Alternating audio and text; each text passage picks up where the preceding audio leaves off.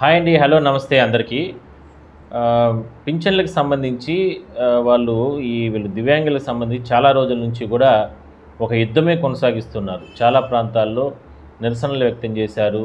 ఎందుకనంటే ప్రభుత్వం తొలి దశలో పింఛన్లకు సంబంధించినటువంటి విషయంలో ఆ సందర్భంగా ఈ 4 నెలల, 5 నెలల కాలంలో ముందు అంటే పింఛన్లు బోగస్ పింఛన్లన్నీ కూడా తొలగిస్తున్నామంటూ కూడా కొంతమంది డాక్టర్లను పంపడం, ఇలాంటి కొన్ని చోట్ల ప్రాంతాలకు వెళ్ళి డాక్టర్లు రకరకాలుగా పర్సంటేజ్లు వేసేసిన నేపథ్యంలో తీవ్ర ఆందోళన, ఆవేదన వ్యక్తం చేయడం జరిగింది. అంటే 80% 90% ఉన్న పింఛన్లు, 99% ఉన్న పింఛన్లు కూడా 40%, 50%, 30%, 35% వేసేశారు. అంటే వాళ్ళు అప్పట్లో రకరకాల ఆరోపణలు, అనుమానాలు రావడం జరిగింది.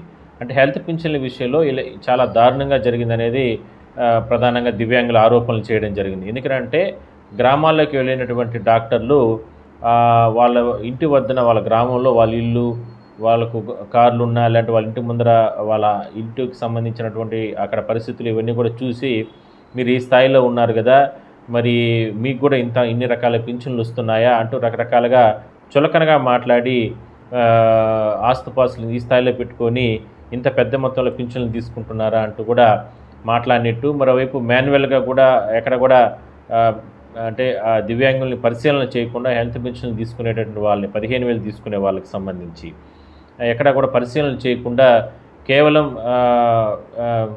నేరుగా చూసి, కళ్ళతో చూసి నేరుగా చూసి ఆ రకంగా పింఛన్లు తగ్గించేశారు. కంప్లీట్గా అవయవాలకు సంబంధించి కూడా ఎక్కడ కూడా సైంటిఫిక్గా పరిశీలన చేయలేదు అని అంటూ కూడా రకరకాల ఆరోపణలు రావడం జరిగింది. ఈ విషయంలో మేము తీవ్రంగా అన్యాయం గురయ్యామంటూ కూడా వాళ్ళు చెప్పడం జరిగింది.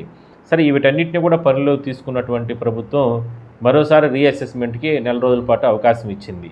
సరే, రీఅసెస్మెంట్కు అందరూ కూడా అప్లై చేసుకున్నారు.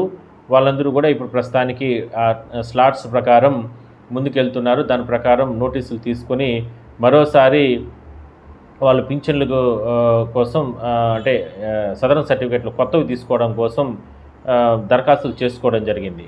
ఇట్లా కొత్త సదరన్ సర్టిఫికేట్లు కొన్ని చోట్ల ఇచ్చినప్పటికి కూడా వాటి వల్ల మేము పూర్తిగా అన్యాయం అయిపోయాం. ఎందుకంటే రకరకాల బెనిఫిట్స్, అంటే సదరన్ సర్టిఫికేట్లు అనగానే కేవలం దాని ఏమంటారు, ఒక పింఛనే కాదు, ఎన్నో రకాల బెనిఫిట్స్ ఉంటాయి. ముఖ్యంగా ఎస్సీ, ఎస్టీ, మైనారిటీలకు ఎన్నో రిజర్వేషన్లు ఉంటాయి. మరోవైపు కేంద్ర రాష్ట్రంలో ఉన్నటువంటి నోటిఫికేషన్ల ద్వారా ఎన్నో రకాల ఉద్యోగ అవకాశాలు ఉంటాయి. అలాంటిది అవన్నీ కూడా మేము కోల్పోయే ప్రమాదం అయితే ఉంటుంది. బెనిఫిట్స్ అన్నీ కూడా కోల్పోయే ప్రమాదం ఉంటుంది. మాకు పాత సదరన్ సర్టిఫికేట్లనే కొనసాగించాలంటూ కూడా వాళ్ళు పెద్ద ఎత్తున ఆందోళన, ఆవేదన వ్యక్తం చేయడం జరిగింది. సో ఇవన్నింటినీ కూడా పరిగణలోకి తీసుకొని ప్రస్తుతానికి రీఅసెస్మెంట్ అయితే జరుగుతుందే కానీ అది ఒక 2 వారాల నుంచే జరుగుతుంది. సో ఇంత లోపల ఒక ప్రచారం అయితే జరుగుతూ ఉంది. అంటే ఎట్టి పరిస్థితుల్లో కూడా నవంబర్ నెలకు సంబంధించి మాత్రం కొన్ని పింఛన్లను ఆపుదల చేస్తారు, అంటే తీసివేస్తారు అనేది కాదు, ఇక్కడ ఆపుదల చేస్తారు అంటే నిలుపుదల చేయొచ్చు అనేటటువంటి సమాచారం మాత్రం ఉంది. ఎవరెవరికి నిలుపుదల చేయొచ్చు అనేది కూడా చెప్తాను నేను. ఎవరెవరికి అంటే ఇందాక మనం మాట్లాడుకున్నట్టు స్టార్టింగ్ రీఅసెస్మెంట్కు నోటీసులు ఇచ్చిన తర్వాత నోటీసులు తీసుకొని ప్రభుత్వం రీఅసెస్మెంట్కి అవకాశం ఇచ్చిన తర్వాత రీఅసెస్మెంట్కి అప్లై చేసుకోకుండా ఉంటారు కదా. బాగా వినండి, ప్రభుత్వం దీన్ని అంటే బోగస్ పింఛన్లన్నీ కూడా తొలగించాలని ఆలోచన చేసినప్పుడు హెల్త్ పింఛన్ అంటే ఏ పింఛన్ అయినా సరే, హెల్త్ పింఛను ఇప్పుడు జరిగేది మామూలు పింఛన్లు, దివ్యాంగుల పింఛన్లు ఇవి వెరిఫికేషన్ జరుగుతున్నాయి. కాబట్టి ఈ రీఅసెస్మెంట్కి అవకాశం ఇచ్చిన తర్వాత 1 నెల రోజుల్లో గడువు ఇచ్చింది. 1 నెల రోజుల్లో అప్లై చేసుకున్నారు అందరూ కూడా. అప్లై చేసుకోకుండా చాలామంది ఆగిపోవడం జరిగింది.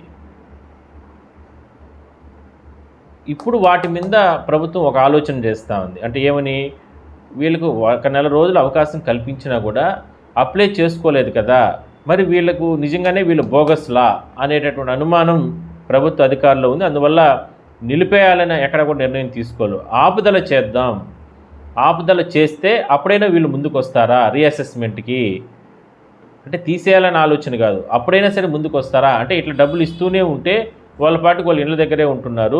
రీఅసెస్మెంట్కి అవకాశం ఇచ్చినా కూడా వాళ్ళు అవకాశం దాన్ని పొందడం లేదు.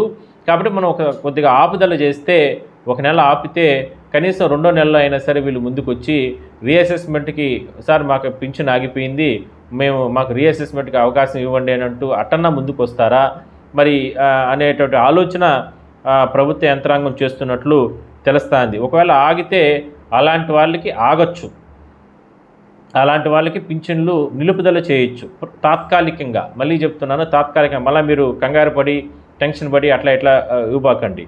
కొందరికి మాత్రం ఏం జరిగింది, రీఅసెస్మెంట్కి అవకాశం చేసుకోవాలనుకున్నా కూడా కొన్ని చోట్ల సచివాలయాల స్టాఫ్ లేదంటే ఎంపీడీఓ ఆఫీసుల కాడ లేదంటే వీళ్ళు ఏం చేశారా అంటే